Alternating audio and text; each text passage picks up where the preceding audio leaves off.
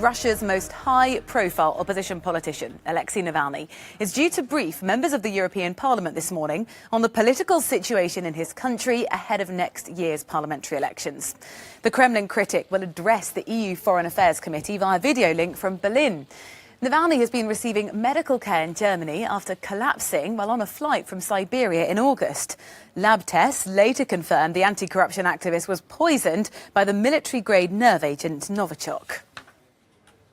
Well, let's find out more about the meeting today and head to Brussels to speak to our correspondent, Shona Murray. Shona, a very good morning to you. So just explain to us, what's the purpose of today's meeting? Well, from speaking to MEPs who initiated the invitation to Alexei Navalny, it's really about highlighting the hostile environment that exists in Russia for anyone who opposes Vladimir Putin, whether that's politicians or activists. Alexei Navalny will be joined on that conference today by other leaders of the opposition in Russia, and they'll be discussing around the new elections that are due to take place in September. Essentially, the question will be asked of Alexei Navalny, will he return to Russia to take part in those elections? Will it be safe? I think there's a conclusion really that it isn't safe for him because his fears that if he goes there, he'll be arrested and prosecuted under trumped-up charges, or there could be another assassination attempt on his life.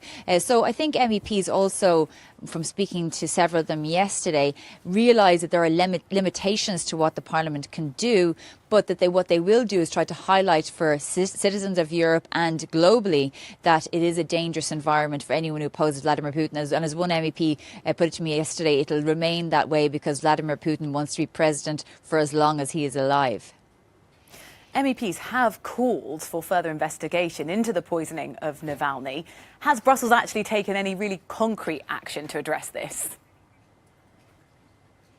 Well, there have been several investigations ongoing since the start of this. The first one was, of course, the German authorities that investigated and found that it was unequivocal evidence that Novichok agents or from that family existed in Navalny's blood. There was also the investigation from the Committee of the Prohibition of Chemical Weapons, which was done alongside Germany, France and Sweden, that found similar findings. There's an investigation ongoing from the Council of Europe, which is the guardian of the European Convention on Human Rights, of which Russia is a member, so that's a political investigation.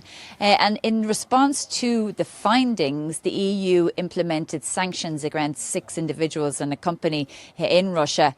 But as I mentioned there are limitations what the EU can do, except for highlight the issue, continued sanctions. But it's also down to member states to speak to Russia about their concerns and also implement things like the Magnitsky Act on their statutes. So I think today is really about hearing from Navalny and also for member states and MEPs to understand what exactly is the situation in Russia from his perspective.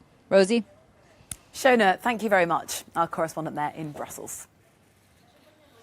Well, Galina Polanskaya is our reporter in Moscow, and she had the view from Russia.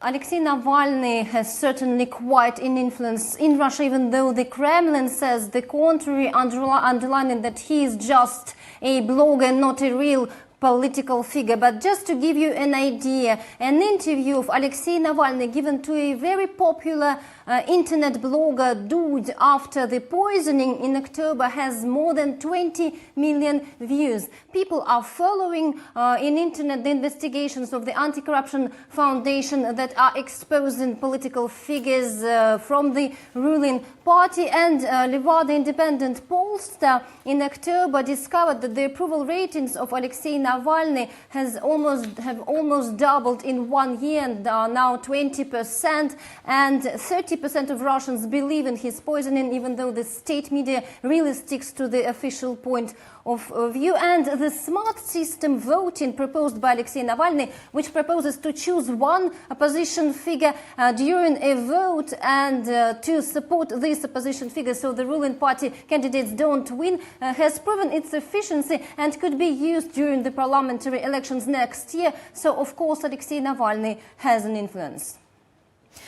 Navalny's poisoning brought international condemnation onto the Kremlin. It almost threatened the Nord Stream 2 gas pipeline project.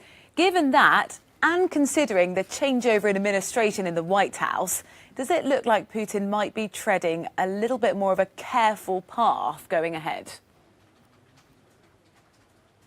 Well, first of all, Russia says that it has never poisoned anyone, neither Alexei Navalny nor Sergei Skripal and his daughter.